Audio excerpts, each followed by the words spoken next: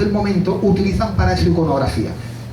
Podemos ver otra serie hemos visto antes de Cayetano del Pino, ahora podemos ver otra selección de etiquetas dedicadas al mundo del toro, en este caso de los señores de Ignacio Olivares, que era un almacenista de vinos de Jerez, a los señores de José María de Morales, que también era una importante bodega jerezana y que también utilizaba esa iconografía. Esta iconografía fue utilizada por muchísimas bodegas del marco de Jerez, de Sanlúcar de Barrameda, del puerto. En el puerto José Alonso Pajares, en Sanlúcar los señores de López y Rey, los señores de Martínez y Gutiérrez, también la utilizó esta iconografía Florido Hermanos. Y aquí en Jerez, Manuel Fernández de Bobadilla, los señores de Cayetano del Pino, Carrasco Hermanos, los señores de Molina y compañía, José de Fuentes Parrilla, Viuda de Morales, etcétera, etcétera. Bueno, aquí podemos ver cómo se muestra la efigie de los toreros del momento, que son utilizadas como un reclamo para el producto. Son piezas de finales del XIX, comienzos del siglo XX. En este caso vemos una etiqueta de Manzanilla Hermosilla del bodeguero sanluqueño Domingo Pérez Marín, y de una empresa malagueña también dedicada a la exportación de vinos generosos como Barceló y Torres, y en la imagen podemos ver a Masantino. Bien, cambiamos un poquito la temática y vemos la temática religiosa.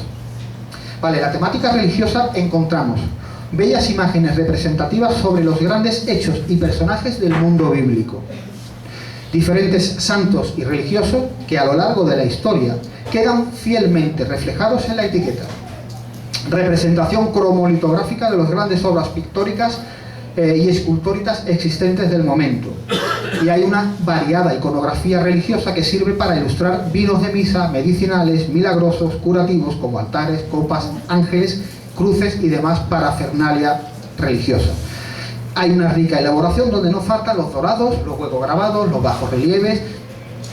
Es un trabajo, como vuelvo a decir antes, bastante digno de estudiar. La mayoría de estas escenas religiosas son sacadas de obras de pintores famosos de la Baja Andalucía, de pintores reconocidos de España, dedicados al mundo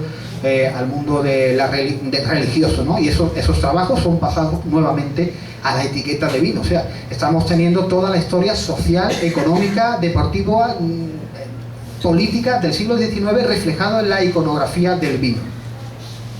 Aquí podemos ver una selección de etiquetas por un marcado corte religioso, ¿no? Tenemos de Carrasco Hermano, la bodega jerezana de los señores de Carrasco Hermano, fundada en los años 80 del siglo XIX, donde ya vemos etiquetas de carácter bíblico, como el señor el Jerez Recadero o el Jerez San Fernando. Es una colección de 5 piezas.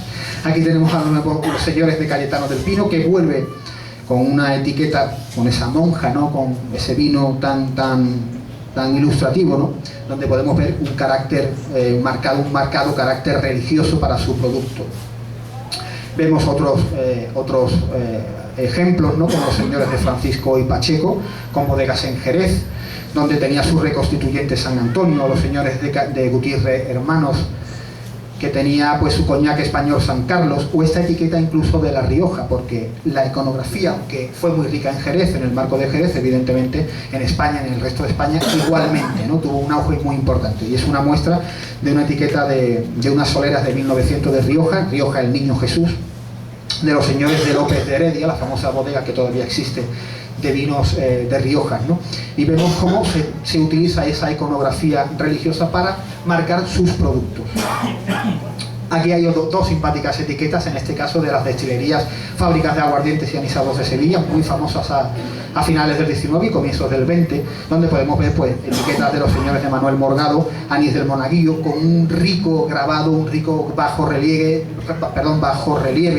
con un rico pan de oro, o sea, un trabajo litográfico muy interesante, hecho por los señores de Müller, ¿no? De la litográfica Müller, que se estableció en Cádiz y también en Jerez. Teníamos otra pieza como referencia, Rafael Calmarino con su anís El Cardenal, ¿no? Otra pieza también de Sevilla de los años 20, años 30. La temática costumbrista es la que más me gusta. Es una iconografía dedicada a la sociedad costumbrista de la Baja Andalucía del siglo XIX. Es un reflejo de la idiosincrasia del andaluz, en motivos cotidianos o diversos festivos como toros, verbenas, fiestas campestres y ferias, ¿no?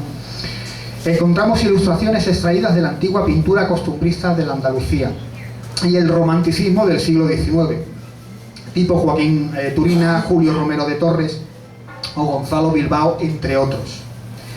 La galantería, el amor, la picaresca, la gitanería, el donaire, todo esto queda reflejado perfectamente en este tipo de etiquetado vinatero, muy usado por las firmas del Marco de Jerez a finales del XIX y comienzos del XX. Son verdaderas obras de arte que podemos ver en estos ejemplos, ¿no? En este caso, nuevamente, del señor Ignacio Olivares, que era, como he dicho anteriormente, un almacenista de los muchos que existieron en el Jerez de centurias pasadas, en el Jerez romántico del XIX. Estos señores, pues, crean una iconografía muy utilizada, no solo por ellos. Esta misma etiqueta la podemos encontrar en otras etiquetas de Jerez y del puerto de Santa María. Vemos cómo este señor muestra lo que era la feria antiguamente, la feria de ganado, en este caso esa galantería, las majas, los majos, los chulos, ¿verdad?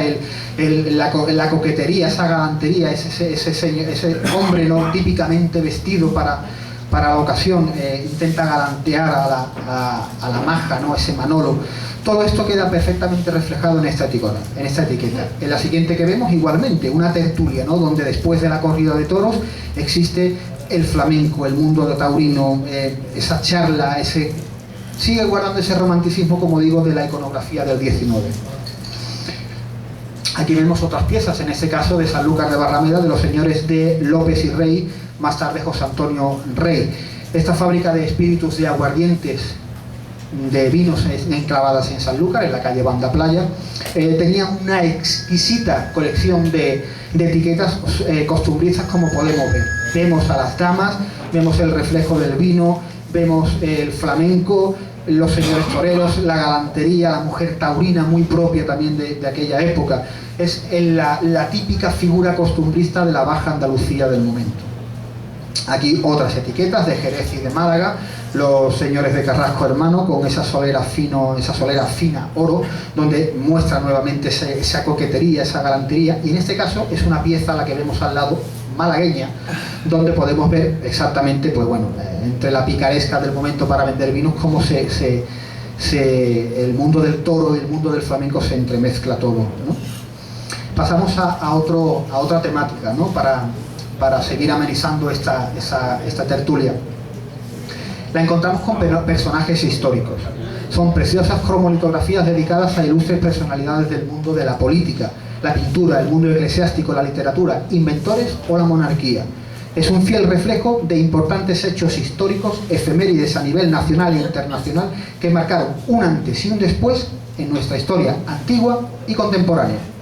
Encontramos fieles reproducciones de conocidas obras de arte de los pintores y escultores del momento, y se busca el caché, como hablamos anteriormente, y la exclusividad al utilizar estos personajes conocidos como forma publicista de venta en mercados nacionales e internacionales. Una muestra de esto son estas etiquetas que podemos ver a continuación, ¿no? Por ejemplo, los señores de Félix y Ruiz, con bodegas enclavadas en Jerez de la Frontera, muestra ese coñac castelar, ¿no? Ese político, ese magnífico orador del momento, y vemos cómo le dedica su coñac y pone la efigie del señor Castelar. Los señores de Cayetano del Pino, con una rica cromolitografía publicística dedicada al vino, vuelve a tener un coñac español dedicado al señor Prim, ¿no? Al famoso militar, el señor Prim, famoso por el golpe, aquel magnífico golpe, ¿no? La Septembrina o la Gloriosa de 1868 con el general Topé en Cádiz, y después el posterior derrocamiento de Isabel II. Podemos ver cómo el trabajo litográfico es magnífico. Seguramente este grabado habrá salido de algún grabado anteriormente existente y que se le ha dado colorido y que se le ha puesto para la publicitación del vino, ¿no? Podemos ver otras imágenes, en este caso un elixir dedicado al señor Ruiz Zorrilla, otro magnífico orador, otro magnífico político del momento, otro magnífico escritor del 19, y vemos cómo no muestra la bodega, es una etiqueta más bien genérica, pero fíjense cómo se muestra al señor Ruiz Zorrilla en esta magnífica etiqueta, que yo creo que es de las industrias catalanas, ¿no? Las litografías de la litografía catalana. Volvemos a Jerez de la Frontera, los señores de Fernando Mazorra en los años 30 y tanto, que donde ellos funcionaron sobre esa época. Tiene el coñac emperador, vuelve a mostrarnos pues al señor, señor Napoleón, no a Napoleón Bonaparte, enmarcado en esa orla, con el escudo, las águilas imperiales, toda la parafernalia militar que pueda tener, y se le dedica este coñac tan bueno, vemos una etiqueta tan explícita, ¿no? Una etiqueta bastante significativa. En el mundo, por ejemplo, monárquico pasa exactamente igual. Florido Hermanos en San Lucas, la mayoría de las bodegas utilizan sus Jerez Esquinas para la publicitación de sus vinos. Para la publicación de su Jerez Esquina utiliza la efigie de don Alfonso XIII, aquí su señora esposa, Victoria, la reina Victoria. Y también, por supuesto, pues, momentos históricos, efemérides históricas que también quedan reflejados. Por ejemplo, en este caso, José de Fuentes Parrilla, el bodeguero jerezano que tenía sus bodegas en la calle Argüelles, en la calle Madre de Dios, fundadas en 1877, perdón, encontramos cómo dedica dos de sus etiquetas, pues en este caso al asalto de Zaragoza, ¿no? Al sitio de Zaragoza de la Guerra de la Independencia. Estos son cuadros del señor Cañizares, son obras pictóricas del señor Cañizares, y ellos las transforman en etiqueta de vino utilizando el mismo formato del cuadro. Vemos a Daoíz y Velarde defendiendo la plaza de Zaragoza, y abajo a Agustina de Aragón con el famoso tío de cañón que tan famoso la hizo, ¿no? Bien, otra temática muy interesante es la temática de la mujer. La mujer sí ha significado un punto muy importante, muy significativo en la publicitación de los vinos del marco del Jerez. Es una iconografía femenina como importante estandarte de toda la publicidad vinatera. Es un reflejo de las diferentes capas sociales de la mujer en el siglo XIX y XX, como vamos a ver ahora, se utilizan las diferentes capas. Podemos ver cómo, según qué tipo de vino va dedicado a una u otra estatus social, podríamos hablar así. Bueno, el flamenco como nexo publicitario, también muy importante. La moda femenina en sus diferentes décadas quedan fielmente y perfectamente reflejadas en la etiqueta de vino. Sensualidad, picaresca, costumbrismo, coquetería, galantería, bueno, pues queda, como nuevamente digo, muy marcado en esta publicidad. Vemos unas etiquetas que muestran ese carácter social. Son unas etiquetas de José Hidalgo, una bodega extinta de San Lucas que tenía su sede en la calle Carmen Viejo. Y vemos su manzanilla, la chula, la maja y la mía. Diferentes clases sociales para publicitar una manzanilla, la manzanilla superior, la manzanilla fina y la manzanilla pasada. Son etiquetas de 1910 y que muestra cómo se utiliza ese carácter femenino para la publicitación de sus vinos. La manzanilla es un claro, fiel reflejo de que iba muy ligada con el flamenco y con la mujer en sí. Bien, otras piezas, por ejemplo, de Jerez de la Frontera, magníficas cromolitografías de la extinta casa exportadora de Molina Hermanos, donde tenemos sus vinos ojos azules y ojos negros. Podéis ver qué profusión, donde vemos la mujer de la época, ¿verdad? La vestimenta, cómo vemos los bordados, cómo vemos toda la hechura en sí de la moda del momento, y queda perfectamente reflejado. En esta nueva composición vemos una manzanilla dedicada a Juan Carrasco y Hermano, donde vemos una señorita vestida como de noche, ¿no? Con un magnífico tocado y un sombrero, collares, perlas, y en este caso Manuel Sánchez Romate, con también una iconografía muy significativa en la mujer, como puede ser no sé, yo creo que está hablando del Oriente, ¿no? Hablando del Antiguo Oriente, hablando de un mercado femenino diferente, no un mercado de exportación de sus vinos, y utiliza la iconografía femenina para introducir ese producto. Me parece una etiqueta muy interesante.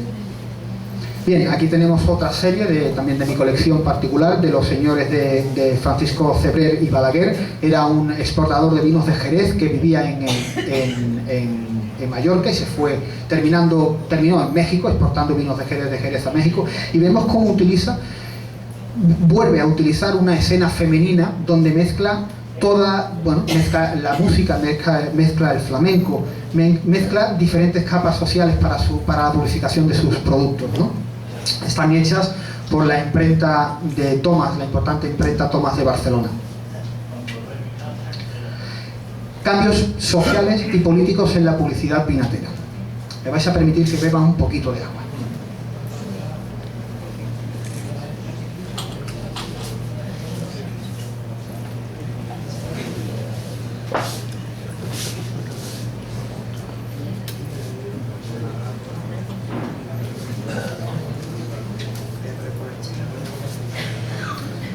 Bien, en ese último punto, o penúltimo punto de esta temática que estamos viendo sobre el etiquetado vinatero, que esto yo quiero que sirva para que podáis ver con otros ojos lo que vamos a ver a continuación en la exposición. Vemos cómo también se utiliza esa publicidad para ver los cambios sociales y políticos en la publicidad vinatera. Es un reflejo mediante el etiquetado de los cambios, como digo, políticos que se producen en nuestro país durante, incluso no del siglo XIX, sino desde los comienzos de los comienzos, porque hace referencia a todo. Es una adaptación industrial y publicitaria de las grandes y pequeñas firmas del Jerez respecto a su etiquetado publicista.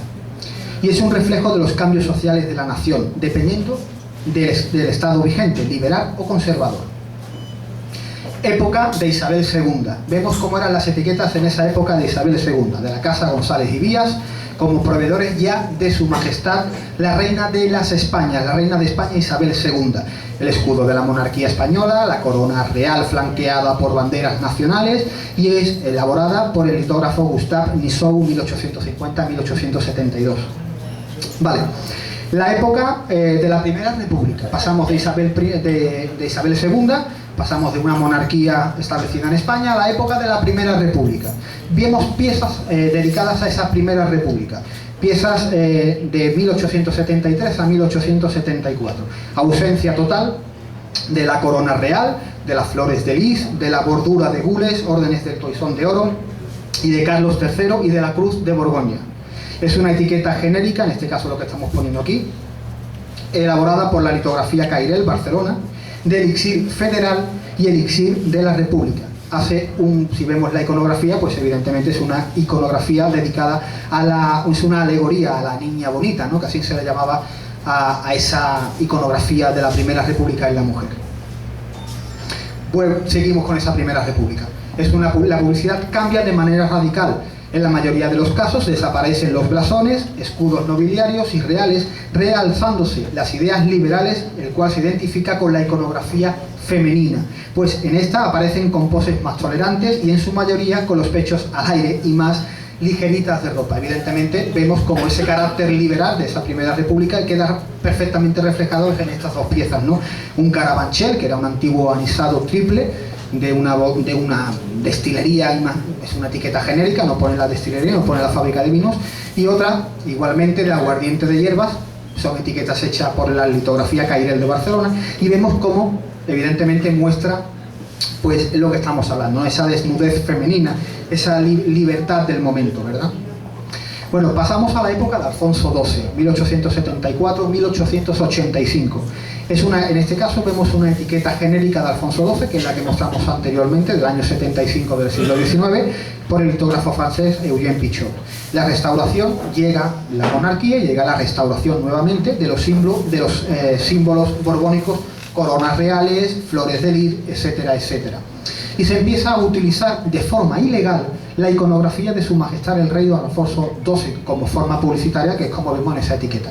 Eso no tenía el consentimiento real, no existía un consentimiento tácito por la Casa Real para poder utilizar la iconografía real para la publicación de vinos, pero ni de vinos ni de ningún producto. Pero la picaresca del momento hacía que surgieran estas bellas etiquetas, ¿no? Vemos también otra pieza de la época de Alfonso XII, en este caso de González Vía, donde acopla nuevamente el escudo monárquico y esas medallas de sus premios en las diferentes exposiciones en las que siempre se presentaban. En la época de Alfonso XIII, dejamos a Alfonso XII, que muere prematuramente, como sabemos, y llega la época de Alfonso XIII, 1886-1931.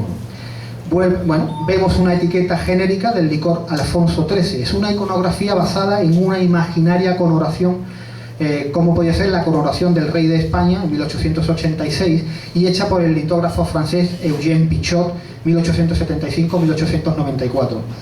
Es una etiqueta, en la etiqueta, como podemos ver, nuevamente la alegoría, además es explícito, ¿no? Licor Alfonso XIII, ¿no? Muestras cómo la mujer sosteniendo la bandera nacional pues intenta coronar, pone la corona real en la cabeza del que supuestamente es Alfonso XIII. Es una pieza magnífica de esa época y una joya iconográfica digna de enseñar y de ser estudiada. Bueno, son etiquetas que son cuidadas al máximo de detalle, donde encontramos un rico pan de oro, un hueco grabado y profusos bajorrelieves donde se muestra la efigie de los reyes, ¿no? La reina y el rey de España. Las grandes firmas bodegueras del marco tienen entre sus marcas la iconografía de los reyes, como muestra de publicitación de sus vinos, ¿no? Con una importancia red comercial con la Casa Real.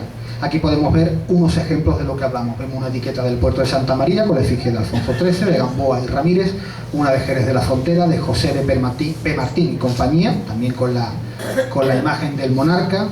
Ambos publicitan sus Jerez esquinados, sus vinos reconstituyentes del momento, que todos prácticamente lo utilizaban para la imagen del rey.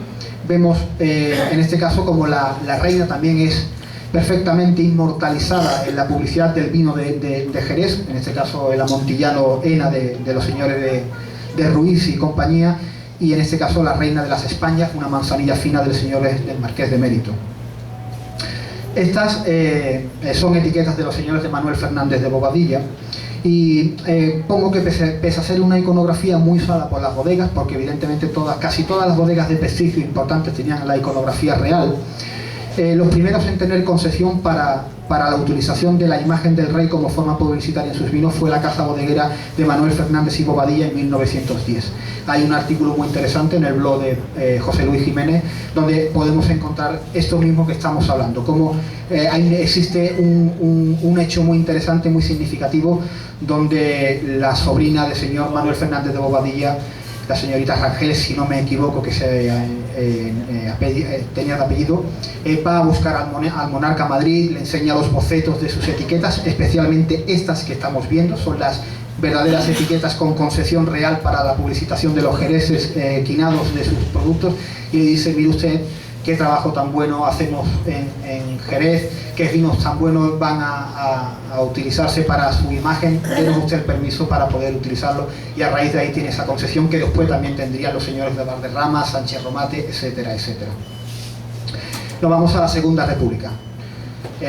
Bueno, tras las elecciones republicanas, las elecciones nacionales en el año 31, llega la salida de Alfonso XIII y llega la Segunda República a España, 1931-1939.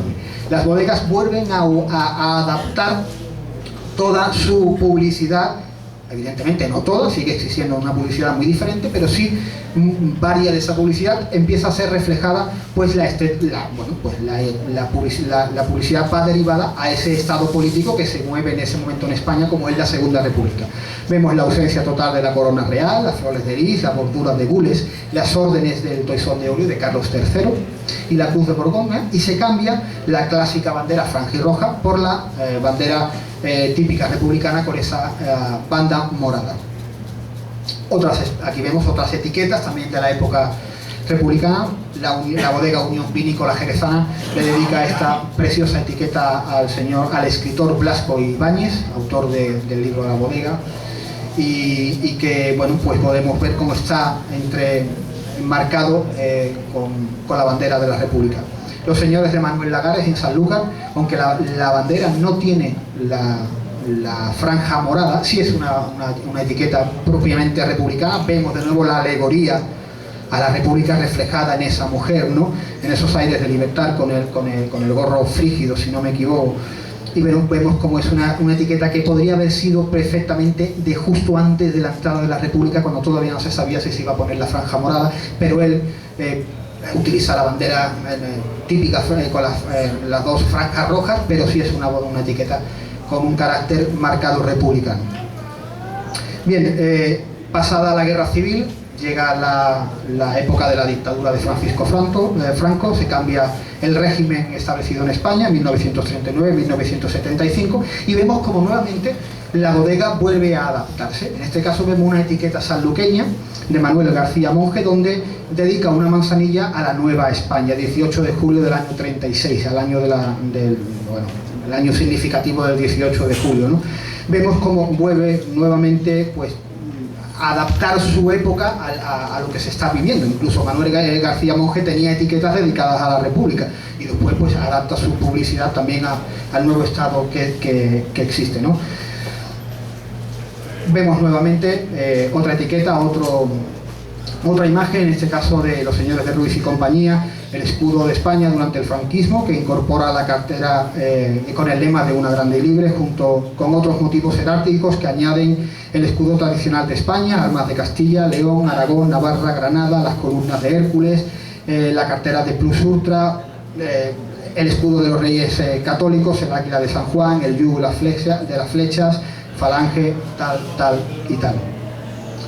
Bueno, podríamos seguir hablando porque evidentemente esto da para mucho, existen muchos temas, muchas efemérides muy ricas sobre la iconografía vinatera, pero creo que es el momento de que mi amigo Francisco dé su visión en unas palabras y os muestre todo lo que tienen aquí. Si me lo vais a permitir, yo he escrito algunas palabritas sobre el coleccionismo, ¿no? Mi visión sobre el coleccionismo, sobre este magnífico mundo que seguimos muchos de los que estamos aquí, historiadores, amantes del papel antiguo, divulgadores. Para mí no es solo guardar etiquetas, no lo es. No es tenerle muy poco cariño al euro. Muchos kilómetros y madrugones, nervios, esperas interminables por conseguir la pieza deseada, por conseguir lo que no se tiene. El coleccionismo y el estudio de esto es estudiar la localización, el dibujante, la firma bodeguera, el vino y la década. Es conocer la historia de nuestro entramado industrial vinatero de centurias pasadas. Es rescatar del olvido la desidia o la especulación a estas pequeñas joyas del pasado que empieza a tener un valor enorme. Es la conservación, catalogación, restauración de las mismas. Para el caso, mi amigo Paco Odero. Es la historia de las empresas litográficas, del diseño. Es la historia de la publicidad de la época. Es la historia, bueno, es más que historia, diríamos que es amistad. Es la grata conversación, el amor por el papel antiguo, bello, histórico, por todo esto. Es un amor rico, variado, colorido. Y es precisamente lo que estamos haciendo aquí.